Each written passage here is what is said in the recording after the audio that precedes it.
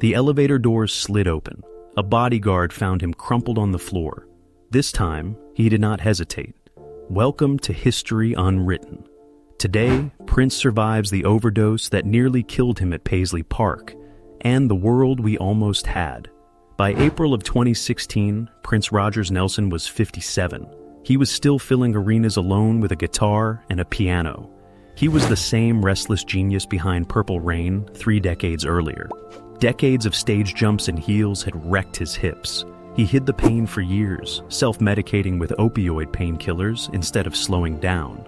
He was also famous for a rarer fight. He went to war with his label, Warner Brothers. He changed his name to an unpronounceable symbol. He wrote slave across his cheek to protest a contract that let the company own his master recordings, not him. In our timeline, that fight ended with his body. On April 21st, 2016, staff found him unresponsive in that Paisley Park elevator. Paramedics could not revive him. He died of a fentanyl overdose at 57. 6 days earlier, though, his plane had already made an emergency landing after a scare on tour. It was a warning almost everyone missed. What if, this time, someone hadn't? This time, that earlier scare changes everything. Kirk Johnson is Prince's longtime bodyguard. He has grown suspicious of pill bottles he sometimes finds backstage. After the emergency landing in Moline, Illinois, he starts checking on his boss every few hours. He no longer waits to be asked. On April 21st, Prince does not answer his door at Paisley Park. Johnson does not wait. He breaks the elevator open within minutes. Prince is unresponsive. His breathing is shallow, his skin cold. Johnson calls 911 immediately and clearly. There is none of the confusion that cost precious time in the real timeline. Paramedics reach Paisley Park in Chanhassen, Minnesota, within 8 minutes. They give naloxone, the drug that reverses an opioid overdose, on the spot. It works. Prince is rushed to North Memorial Health Hospital still breathing. Doctors later say another 20 minutes might have killed him. Instead, he survives. He is unconscious for 2 days, then awake, furious, and terrified. The man who spent 30 years fighting to control his own music now faces something he cannot control. His own body, and the addiction he built to survive its pain. News of the hospitalization leaks before Prince can control the story. So, for the first time in his career, he controls it anyway. In May of 2016, he confirms what tabloids had only guessed: years of hip pain, secret opioid use, now treatment. He checks into a program combining hip replacement surgery with addiction recovery. He works with doctors in Minnesota instead of flying to a celebrity rehab center. He cancels the rest of his piano and a microphone tour. It is the first time in decades he walks away from work mid-run. Rumors swirl that this is the end of Prince as a performer. Instead, over the summer, he writes. Friends visiting Paisley Park describe him at the piano again, this time without pain shooting down his leg.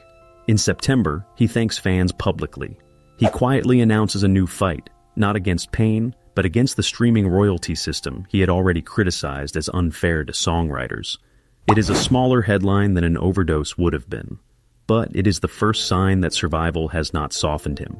If anything, it has sharpened exactly what he plans to do with the years he almost lost. By 2017, Prince walks without a cane for the first time in years. He channels that relief into a fight most artists are too scared to start.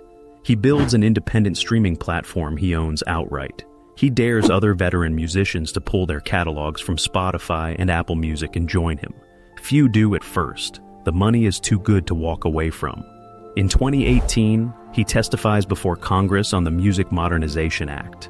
It is the real bill passed that year to fix how songwriters get paid for streaming. He tells lawmakers in person what he wrote on his cheek back in 1993.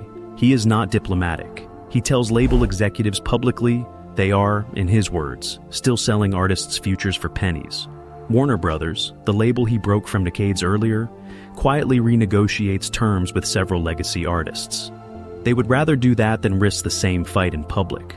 Younger musicians start noticing. In 2019, at 60 years old, Prince mentors a handful of them directly. He teaches ownership clauses instead of chord changes. Not everyone thanks him for it. Streaming executives call him a relic fighting a war already lost. He tells one reporter, quietly, that he has heard that before. The 2020s bring a fight nobody saw coming. artificial intelligence is now trained to clone musicians' voices without permission. In 2023, a song using an AI-generated imitation of his voice spreads online. Prince does not sue quietly. At 65, he goes public. He argues that voice and likeness deserve the same ownership protections he spent his life demanding for master recordings. Congress and several states begin drafting new digital likeness laws. Industry insiders credit Prince, alongside younger artists facing the same threat, with pushing the issue into the mainstream. It happens years earlier than it might otherwise have mattered to lawmakers. It is not a clean win. Streaming giants lobby hard against him. Tech companies call the rules a threat to innovation. Some rival musicians, tired of being lectured, publicly distance themselves from him. Ownership does not fix everything. Piracy adapts. Prince himself admits in a 2025 interview that he is fighting a war with no final victory, only rounds. Still, by the time he turns 68 in 2026, a new generation of songwriters routinely negotiates master ownership into their first contracts. That was almost unheard of when he first wrote Slave on His Face in 1990. Prince never became a symbol of loss. Instead, he became something rarer, proof that survival could be turned into leverage. The hip pain that nearly killed him is, decades later, just a story he tells backstage. He tells it usually right before reminding some young pop star to read the ownership clause in their contract twice. He did not end unfair contracts everywhere. He did not defeat the algorithms and the lawyers for good. But he made it normal, even expected, for an artist to ask who really owns the song when it is over. That is a strange, quiet kind of legacy for a man once famous for wildness on stage.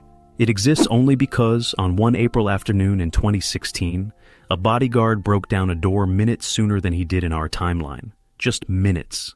That is the entire distance between the world that mourned Prince at 57 and the one that spent the next decade arguing with him about streaming royalties instead. If you enjoyed exploring this world that almost was, give this video a like. It really helps the channel. Subscribe so you never miss the next episode. And tell me in the comments, do you think Prince really could have changed the music industry this much? Or would the labels have found a way to win anyway? Thanks for watching, and I will see you in the next one.